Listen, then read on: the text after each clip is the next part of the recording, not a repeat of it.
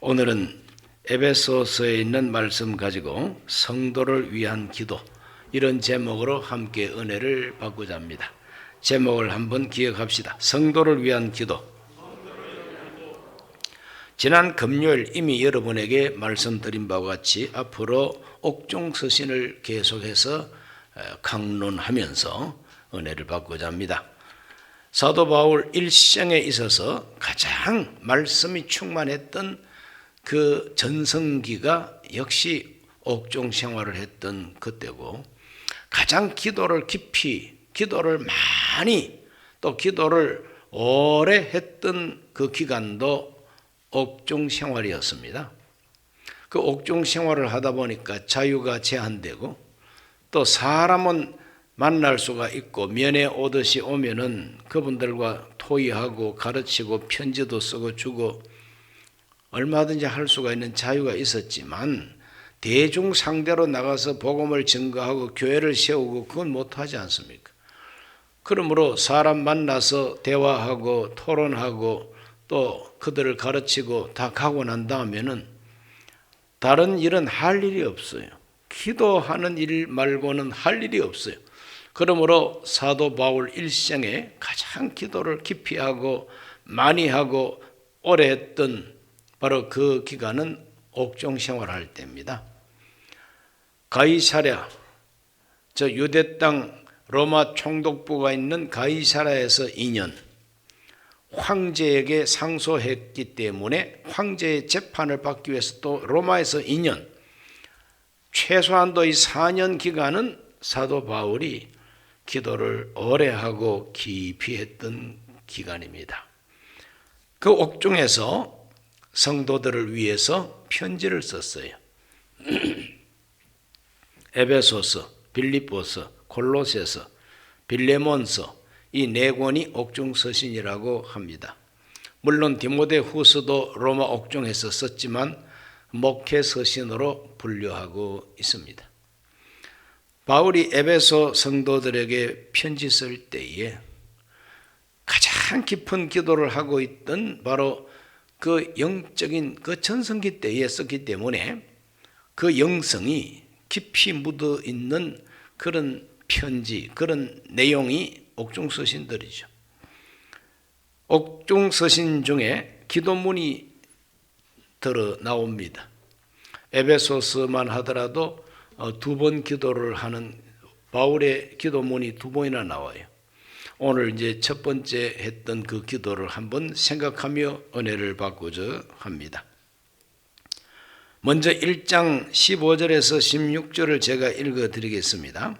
이로 말미암아 주 예수 안에서 너희 믿음과 모든 성도를 향한 사랑을 나도 듣고 내가 기도할 때 기억하며 너희로 말미암아 감사하기를 그치지 아니하고 기도했다 그랬어요. 바울이 감사를 그치지 않고 기도할 때에 에베소 교회 성도들을 기억하고 하나님 앞에 간절히 기도했다 그랬어요.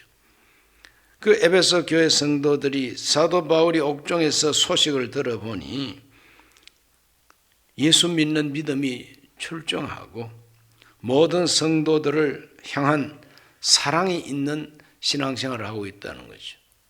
예수 믿는 믿음이 출중하고 성도들을 향한 사랑이 가득하다. 그래서 바울은 너무너무 감사합니다. 자기가 한 2년 동안 목회한 그 에베소 교회 성도들이 모범적으로 신앙생활을 계속하고 있다는 소식을 들을 때 쉬지 않고 감사했다 그랬어요. 쉬지 않고 감사했다.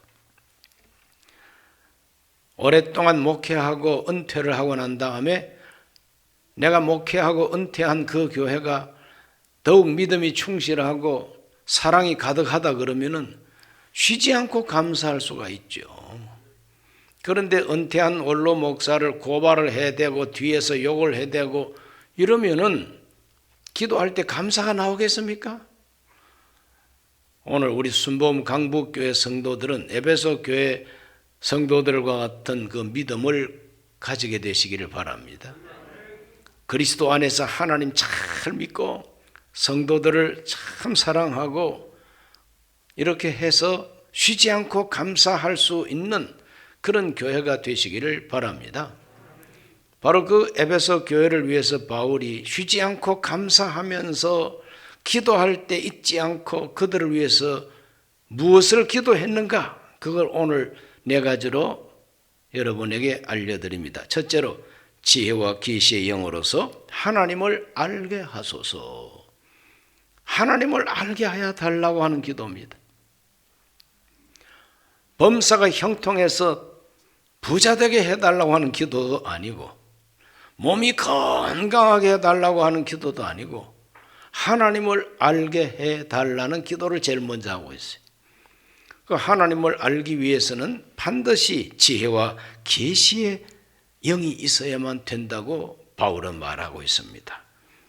자, 에베소 1장 17절을 다 같이 한번 읽어보겠습니다. 우리 주 예수 그리스도의 하나님 영광의 아버지께서 지혜와 계시의 영을 너희에게 주사 하나님을 알게 하시고, 지혜와 계시의 영을 우리에게 부어주셔서 그 지혜와 계시의 영을 받으면 쪽집게 같은 점쟁이가 되는 것이 아니고 하나님을 알게 된다는 거죠. 그러니까 지식 가운데 최고의 지식은 하나님을 아는 지식. 하나님을 안다는 것보다 더 위대한 일이 없죠. 사람이 하나님을 안다는 것보다 더 위대한 일이 어디에 있겠습니까? 성도 여러분도 지혜와 계시의 영을 받아서 하나님을 더 깊이 알게 되시기를 바랍니다. 사도 베드로는 신앙 고백을 제일 먼저 예수님 앞에 확실하게 했던 사도입니다. 너희는 나를 누구라 하느냐 질문하셨을 때에 주는 그리스도시요 살아계신 하나님의 아들이십니다. 그랬더니 우리 예수님이 아주 만족하셨어요. 점수를 매긴다면 100점이요. A 플러스예요. 그러면서 예수께서 하신 말씀은 마태복음 16장 17절에 이렇게 기록되어 있어요. 예수께서 대답하여 이르시되 바요나 시몬아 네가 복이 있도다. 이를 너에게 알게 하니는 혈육이 아니요 하늘에 계신 내 아버지시니라. 내가 그리스도라고 내가 하나님의 아들이라고 알게 된 것은 혈육이 아니라, 혈육이 아니라 이 말은 사람의 노력으로 알게 된 게 아니라, 또 사람이 가르친 것도 아니라는 거죠. 하늘에 계신 내 아버지가 알게 하셨다는 거죠. 이것이 바로 지혜와 계시의 영으로 예수가 누구신가를 알게 된 결과라. 지혜와 계시의 영은 눈에 안 보이죠. 지혜와 계시의 영이 어떻게 눈에 보입니까? 눈에 안 보이지만은 지혜와 계시의 영을 하나님이 부어 주셔야만이 하나님을 알게 되고 예수님이 누구신가를 알게 되고 믿음을 고백할 수 있게 된다는 것입니다. 우리 예수님은 친히 마태복음 11장 27절에서 이런 말씀을 했어요. 내 아버지께서 모든 것을 내게 주셨으니 아버지 외에는 아들을 아는 자가 없고 아들과 또 아들의 소원대로 계시를 받는 자 외에는 아버지를 아는 자가 없느니라 그랬어요. 아주 그냥 귀한 말씀이죠. 계시를 받아야 알게 된다는 거죠. 계시. 하나님을 알게 되는 지혜와 계시의 영을 받아야 하나님을 알게 되고 예수를 알게 된다는 거죠. 그 영을 하나님께서 우리에게 부어주시기를 바랍니다. 우리 인간은 영적 존재입니다. 영적 존재이기 때문에 이 세상 다른 어떤 동물과도 틀리는 영감을 우리 인간은 가지고 있습니다. 동물들에게는 영감이라는 게 없어요. 사람에게만 영감이라는 게 있습니다. 직관이라고 하는 게 있습니다. 어떤 신적인 계시를 느끼고 어떤 신적인 계시가 임해서 하나님을 아는, 영적 세계를 아는 이와 같은 기능은 우리 인간만 갖고 있어요. 왜? 하나님의 형상대로 창조됐기 때문에 그런 것입니다. 그래서 하나님께서 지혜와 계시의 영을 부어주지 않아도 우리 인간은 영적 존재이기 때문에 어느 정도는 짐작할 수가 있다는 것을 성경이 말하고 있어요. 로마서 1장 20절을 다 같이 한번 읽어볼까요? 창세로부터 그의 보이지 아니하는 것들 곧 그의 영원하신 능력과 신성이 그가 만드신 만물에 분명히 보여 알려졌나니 그러므로 그들이 핑계하지 못할지니라. 하나님 지으신 모든 만물 속에 뭐가 있다고 그랬습니까? 하나님의 신성과 능력이 나타나 있다 그랬어요. 지혜와 계시의 영을 부어주지 않아도 대자연이 우리에게 보여주는 것이 하나님의 신성과 능력이라는 겁니다. 그래 느끼게 된다는 거예요. 느끼게 돼요. 꼭 우리가 믿는 성경 하나님이 아니라 신적인 존재, 온 천지 우주 만물을 지은 창조주, 조물주, 또 거기까지 못 미친다 할지라도 산신령 이 정도는 느낀다는 거죠. 그래서 산에 다니는 사람들은 그 산에서 뭔가 풍겨오는 그 영감이 너무나도 장엄하기 때문에 산신령을 믿게 된 것이 바로 샤머니즘의 출발 아니겠습니까? 거대한 물, 바닷물, 깊은 물, 그 물을 경험하면은 물 속에도 무슨 영험하고 신령한 어떤 존재가 있겠다. 그렇게 느끼는 거예요. 그래서 물에 살고 계신 왕이 계시지 않겠냐. 그 용왕이라 그럽니다. 그 물귀신의 왕을 용왕이라 그러죠. 이런 식으로 우리 인간은 영적 존재이기 때문에 신적인 존재에 대한 느낌이 있는 거예요. 성경이 가르치는 대로 예수 그리스도의 하나님이 아니라 자연적으로 대자연이 가르쳐주는 신성과 능력이 있다는 거죠. 그러나 그것만 가지고는 하나님을 바로 알 수는 없는 것입니다. 어렴풋 하나님의 그림자, 하나님이 계신다고 하는 느낌 정도는 우리 인간도 영적 존재니까 느낄 수 있지만 진짜 하나님은 지혜와 계시의 정신을 받아야만이, 지혜와 계시의 영을 받아야만이 하나님을 알게 되는 것입니다. 복음을 들어야만이, 성경 읽고 복음을 들어야만이 진짜 하나님을 알게 됩니다. 오늘 이 밤에도 코로나 2.0 방역 단계로 어렵고 위험하다고 하는 걸 느끼면서도 오늘 기도하러 오신 여러분은 다 지혜와 계시의 영을 받았기 때문에 하나님을 알고 그 하나님께 기도하러 오신 줄로 믿습니다. 그러므로 지혜와 계시의 영감을 하나님이 더 우리에게 간절하게 해주실수록 하나님을 알게 됩니다. 이때까지 알았던 하나님이 아니라 하나님을 좀 더 새롭게 알게 된다는 거죠. 또 하나님을 내가 직접 대면하고 만나듯이 또 하나님을 경험하게 된다는 것이죠. 이와 같은 그 하나님에 대한 지식이 깊어지고 새롭게 반복되는 이와 같은 체험이 바로 은혜를 받는다, 이렇게 표현하고 있는 것입니다. 그 다음 두 번째로 바울이 기도한 것은 뭐냐? 부르심의 소망을 알게 하소서. 하나님이 우리를 불러내셨는데 하나님이 나를 불러내신 그 부르심의 소망이 있다는 겁니다. 에베소서 1장 18절을 다 같이 읽습니다. 너희 마음의 눈을 밝히사 그의 부르심의 소망이 무엇이며 성도 안에서 그 기업의 영광의 풍성함이 무엇이며 그랬어요. 여기 보면 두 가지 기도 제목이 이 속에 있어요. 첫째가 바로 마음의 눈을 밝히사 부르심의 소망이 무엇이며, 누가 불렀어요? 하나님이 불렀어요. 그의 부르심, 그가 누굽니까? 하나님. 하나님의 부르심의 소망이 무엇인가를 알아야 되겠다는 거죠.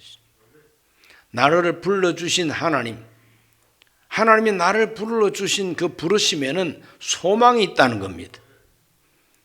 소망이 있는 부르심, 그 소망이 얼마나 귀한 것인가를 알게 해달라는 기도가 바울의 기도입니다. 저와 여러분도 하나님 앞에 건강 달라, 돈 달라고 하는 기도도 해야 되겠지만, 하나님, 저를 불러주신 하나님, 저를 왜 불러주셨나요? 소망을 주시려고 불러주신 줄로 믿습니다. 그럼 하나님이 나를 불러주신 그 소망이 뭡니까? 하나님의 부르심의 소망이 무엇인지를 알게 하여 주옵소서. 내 마음의 눈을 밝혀가지고 좀 보게 해달라는 거죠. 우리 마음의 눈이 밝아지기를 바랍니다. 마음의 눈이 밝아져야 돼요. 마음의 눈이 밝아질수록 소망을 가지게 된다는 것입니다. 하나님께서 우리를 불러주신 그 부르심에는 소망이 있다는 것입니다. 로마서 5장 1, 2절을 다 같이 한번 읽어보겠습니다. 그러므로 우리가 믿음으로 의롭다 하심을 받았으니 우리 주 예수 그리스도로 말미암아 하나님과 화평을 누리자. 또한 그로 말미암아 우리가 믿음으로 서 있는 이 은혜에 들어감을 얻었으며 하나님의 영광을 바라고 즐거워하느니라. 한번 따라 하실까요? 하나님의 영광을 바라고 즐거워하느니라. 바라고 즐거워. 하나님의 부르심을 입은 사람은 하나님의 영광을 바라고 즐거워한다. 바란다는 게 소망이에요. 바란다는 것이 바로 기대하고 희망하는 것입니다. 그러므로 하나님의 은혜를 받고 예수 그리스도를 믿고 하나님과 화평하게 된 사람은 반드시 소망을 가지게 된다는 겁니다. 영광을 바라고 즐거워한다. 하나님의 영광을 바라보고 즐거워한다는 것이죠. 로마서 8장 28절을 다 같이 읽어보겠습니다. 우리가 알거니와 하나님을 사랑하는 자 곧 그의 뜻대로 부르심을 입은 자들에게는 모든 것이 합력하여 선을 이루느니라. 그의 뜻대로 부르심을 입은 자들, 하나님이 불러내신 사람들, 그 부르신 사람들은 하나님께서 결국 합력해서 선을 이루어 주신다는 거죠. 그런 하나님을 믿는 믿음을 부르심을 받은 사람은 그걸 확실하게 가지고 소망할 수 있다는 것입니다. 합력하여 선을 이루시는 하나님 감사합니다. 반드시 선을 이루어 주시는 하나님을 믿습니다. 내 인생 하나님께서 선을 이루어 주실 것이라고 하는 소망, 희망, 그 희망이 얼마나 좋은 것인지 알게 해달라는 것입니다. 부르심의 소망이 무엇입니까?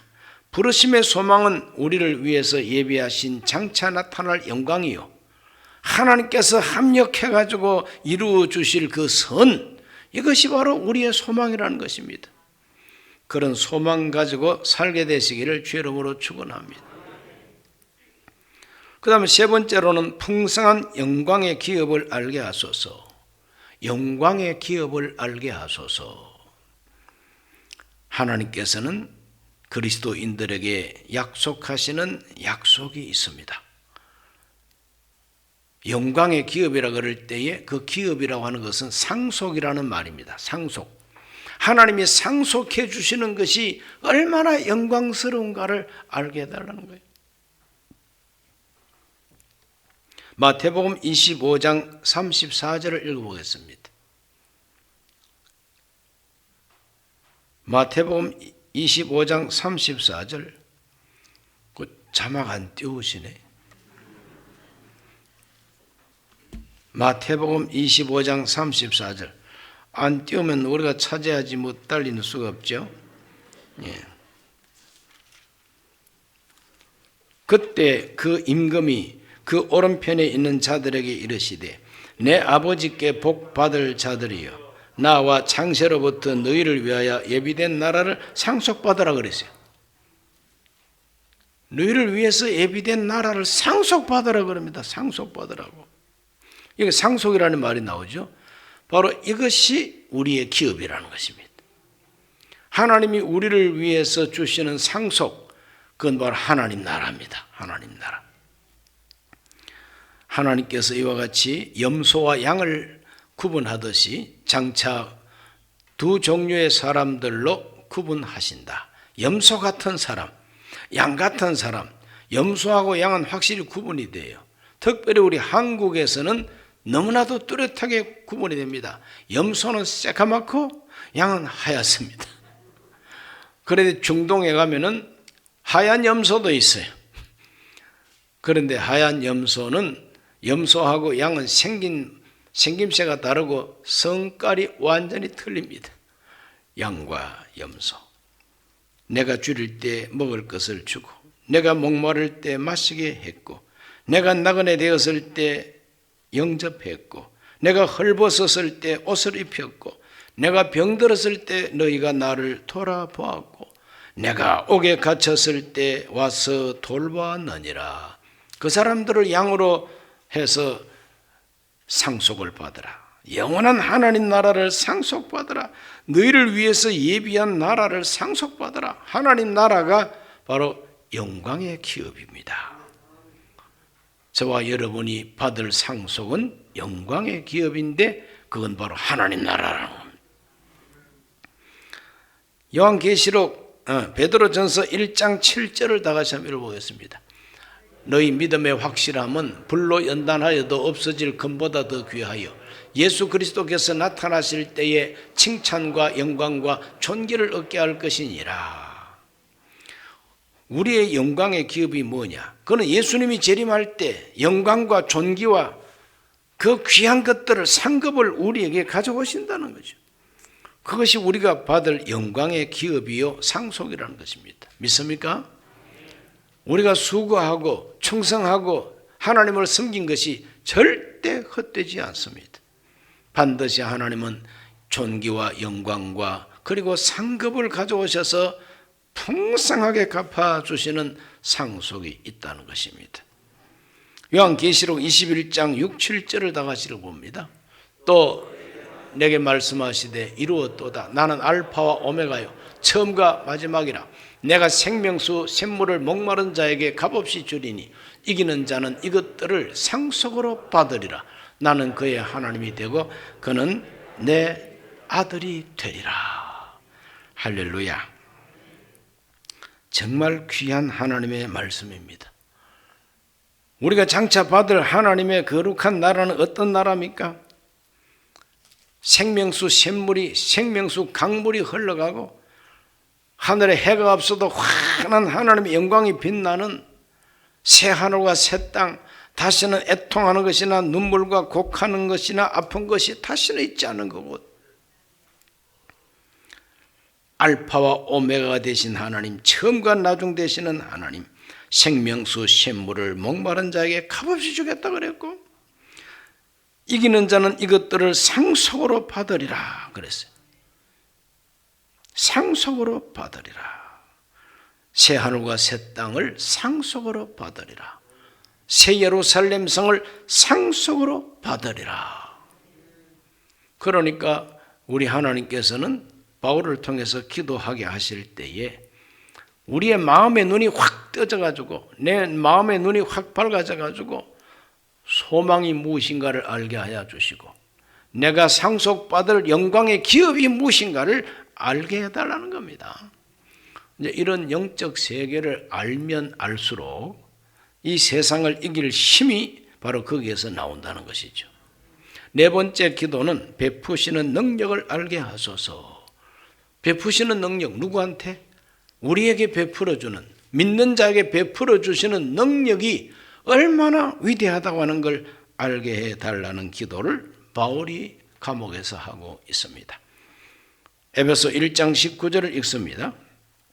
그의 힘의 위력으로 역사하심을 따라 믿는 우리에게 베푸신 능력의 지극히 크심이 어떤 것을 너희로 알게 하시기를 구하노라. 하나님의 힘의 위력, 하나님의 능력이죠.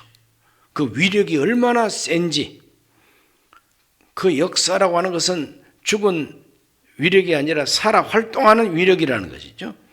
믿는 우리에게 베푸신 능력의 지극히 크심이 어떠한 것을 알게 하시기를 구하노라 그랬어요. 그러니까 능력을 알게 해달라. 하나님의 능력, 내 안에서 활동하는 하나님의 능력, 교회 안에서 활동하는 하나님의 능력이 얼마나 위대한가를 알게 해달라고 하는 기도입니다. 그 능력이 어떤 능력이냐? 20절 말씀 1장 20절 그의 능력이 그리스도 안에서 역사하사 죽은 자들 가운데서 다시 살리시고 하늘에서 자기 오른편에 앉히사 그랬어요. 부활의 능력이 우리에게 주신 능력은 부활의 능력이라는 거죠. 그 능력이 죽은 예수를 다시 살려서 하나님 보좌 우편에까지 올리시고, 그 다음에 21절과 22절을 읽어봅니다. 모든 통치와 권세와 능력과 구원과 이 세상뿐 아니라 오는 세상에 일컫는 모든 이름 위에 뛰어나게 하시고, 또 만물을 그 발 아래 복종하게 하시고 그를 만물 위에 교회의 머리로 삼으셨느니라 그랬어요. 다스리는 능력입니다. 만물을 다스리는 능력, 부활의 능력, 다스리는 권세, 능력, 이것이 바로 하나님께서 주신 능력이라는 겁니다. 오늘 우리에게도 하나님은 이런 능력을 주십니다. 마태복음 28장 18절 말씀입니다. 예수께서 나와 말씀하여 이르시되 하늘과 땅의 모든 권세를 내게 주셨으니 그랬어요. 하늘과 땅의 모든 권세를 내게 주셨다. 예수님이 가지고 계신다. 그러므로 너희들은 가가지고 이렇게 하라. 세상 끝날까지 내가 함께 하겠다 그랬죠. 그러므로 우리에게 베푸시는 능력은 함께 하는 능력입니다. 주님이 함께 해주는 능력이란 말이죠. 그런 능력을 믿고 기도하고 그런 능력을 믿고 사는 것이 신앙생활이다. 사도행전 4장 29절로 31절을 읽습니다. 사도행전 4장 29절로 31절. 주여 이제도 그들의 위협함을 굽어 보시옵고 또 정들로 하여금 담대히 하나님 말씀을 전하게 하여 주시오며 손을 내밀어 병을 낫게 하시옵고 표적과 기사가 거룩한 종 예수의 이름으로 이루어지게 하옵소서 하더라 그랬어요.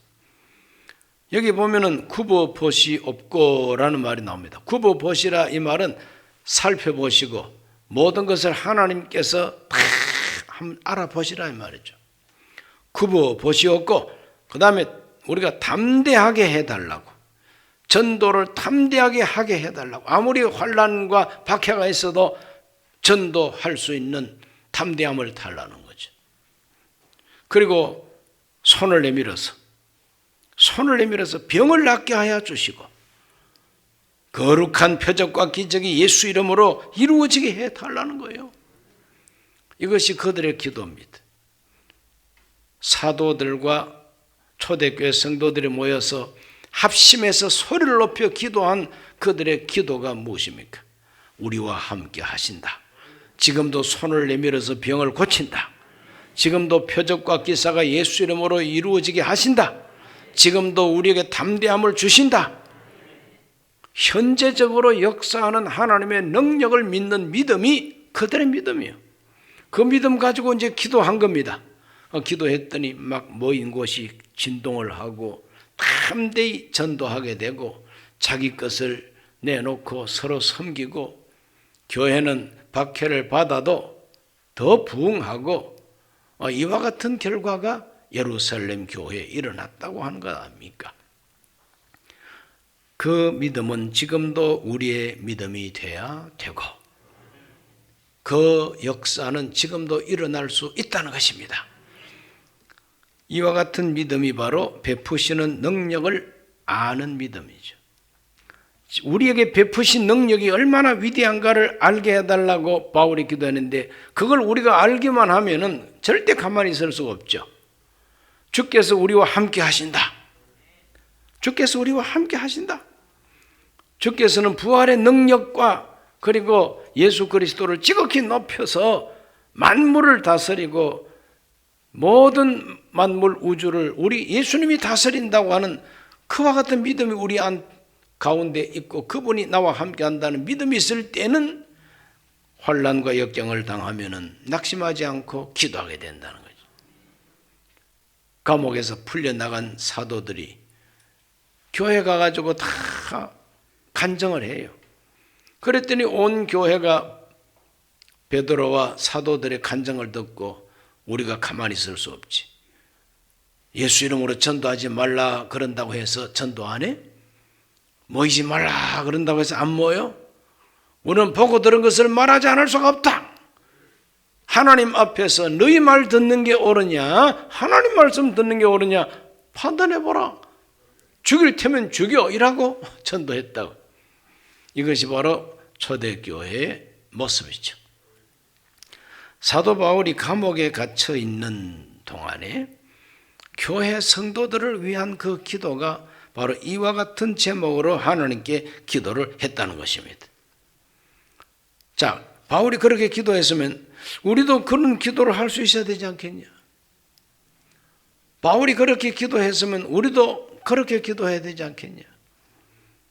하나님을 알게 해달라고 지혜와 계시의 영을 부어 주시기를 기도했으니 우리도 지혜와 계시의 영을 부어달라고 기도하고 하나님 더 깊이 알게 해달라고 기도해야 되지 않겠냐? 나를 부르신 하나님, 하나님의 부르심에는 후회가 없고 하나님의 부르심에는 소망이 있다. 주여 그 소망 알게 하여 주시옵소서. 주께서는 우리에게 기업을 상속해 주신다. 우리에게 물려주시고 상속해 주시는 것이 얼마나 영광스러운가를 알게 해달라고. 지금도 함께 하시는 능력, 우리에게 부어주신 능력, 교회에다가 부어주신 능력이 있다는 거죠. 교회 머리가 되시는 주님이라 그랬어요. 그러므로 이 교회 주인은 예수님이십니다. 머리가 되시는 예수님, 우리가 지금 이런 형편에 있습니다. 우리에게 담대함을 주시고 손을 내밀어 병을 고쳐주시고 표적과 기적은 이루어지게 하소서. 똑같이 우리도 기도할 수 있습니다. 그래서 표적을 체험하게 되시길 바랍니다. 병 고침을 체험하시기를 바랍니다. 기적을 체험하시기를 바랍니다. 담대함을 얻는 체험이 있으시기를 바랍니다. 성도들을 위한 기도는 바로 나의 기도가 되어야 되겠다. 우리의 기도가 되어야 되겠다. 그거 하나 오늘 확실하게 가슴속에 담고 기도하는 밤 되기를 예수 이름으로 축원합니다. 주 이름으로 축원합니다. 기도합니다. 하나님 아버지, 사도 바울이 깊은 감옥에서 성도들을 위해서 간절히 기도했습니다. 그 기도가 오늘 우리의 기도가 되게 하여 주시옵소서. 하나님을 알게 하여 주옵소서. 부르심의 소망을 알게 하여 주옵소서. 영광스러운 기업을 알게 하여 주시고 베풀어 주시는 능력을 알게 하여 주셔서 초대교회 성도들처럼 우리도 간절하게 합심 기도하고 하나님의 능력을 체험하게 해 주옵소서. 예수님 이름으로 기도하옵나이다. 아멘.